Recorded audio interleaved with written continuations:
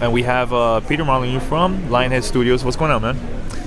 Well, what's going on? We're just about finished Fable 2, and we've just fixed about 45,000 bugs. We've got about 2,500 bugs to go. There's 150 people working on it. They've been working on Fable 2 for 3 years.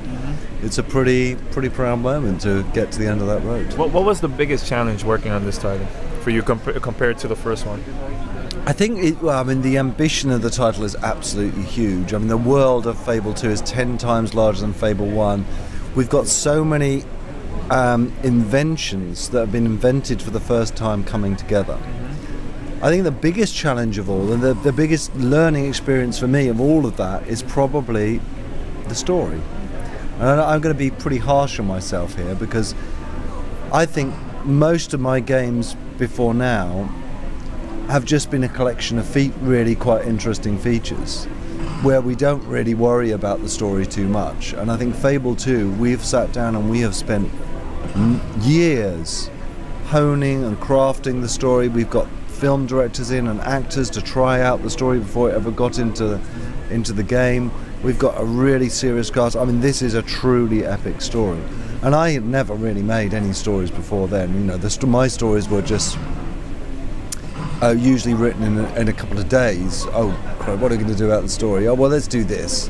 But this is a really been a honed and crafted one, and it's amazing, you know, the skill that goes into making great stories. I realise how that. Will the story changes depending on what you do in the game?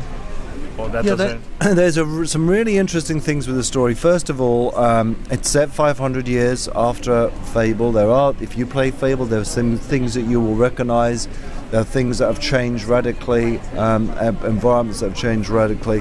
But what we do with the story is, so at certain points of the story, depending on what you do, things change. You change. The look of your hero morphs to change to reflect what your decisions you make. Whole regions can change. People's attitudes of you can change, and that leads you to be a different person within the world. We also, within the story, look at things that you are fascinated in as a player. For example, in Fable 1, you could get married. It was just a little gimmick that we put in there. Fable 2... in different areas, right? Yeah. Multiple. Multiple.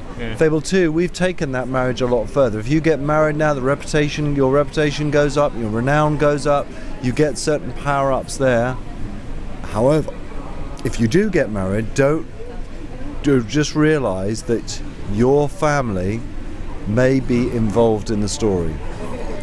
You can have children now. They may be weaved into the story. And I'm not going to give any spoilers here. All I'm saying is it's a rough ride for both you and your family through the story. So there's some really interesting ways that we've sort of weaved the story through different innovations. Yeah, I remember last time we talked during the speed interviews last year.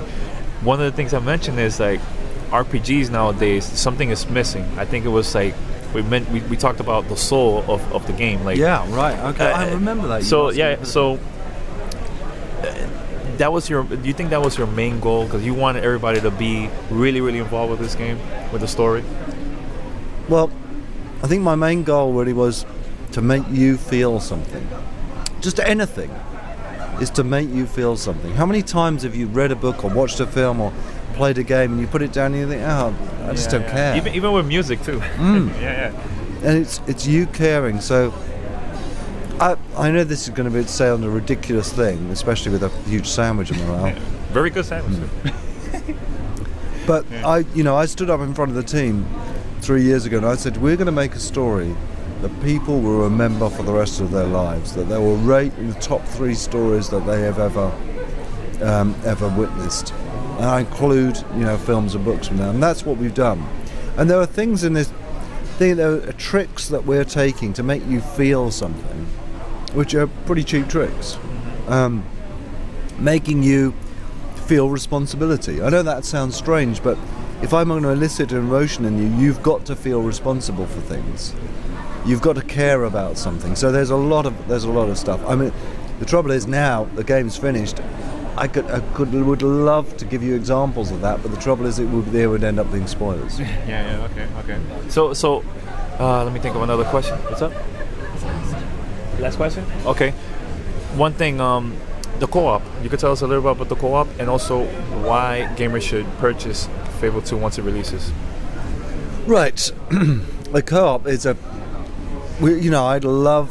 loved to do co-op ever since we started Fable 1 franchise. Now in Fable 2 we've got the opportunity to do it. But I looked at co-op in other games and I came away thinking, there's some real flaws in co-op at the moment. How come an awful lot of games, co-op, if I want to co-op, I have to go out of my single player game, I have to select another option on the menu, I have to start a whole different thread off. That really pisses me off. So I wanted that dynamic co-op. So if someone walks into the room, you hand them a controller, bam, they're in your world. The second thing I hated is, no other game I know does this, that most co-op experiences, if I'm co-oping in your game, I get absolutely nothing for it.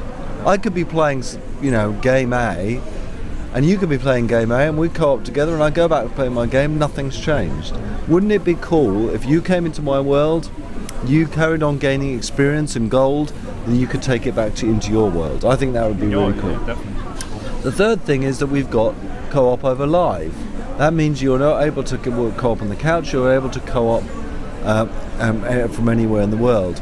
You could join up the conventional way with your co-op buddy by selecting them from a list, or what we have got is the ability to see your friends playing Fable 2 in your world. You see them floating around the landscape. You can walk up to them and say, "Oh, you're in Bowstone as well. Hey, come on, let's co-op for a little while." And that makes the co-oping really, really dramatic. As to why should you play Fable 2? Well, I could say that there's an enormous amount of love and passion and care that's gone into it. I could say that I think it's probably the best game I've ever worked on.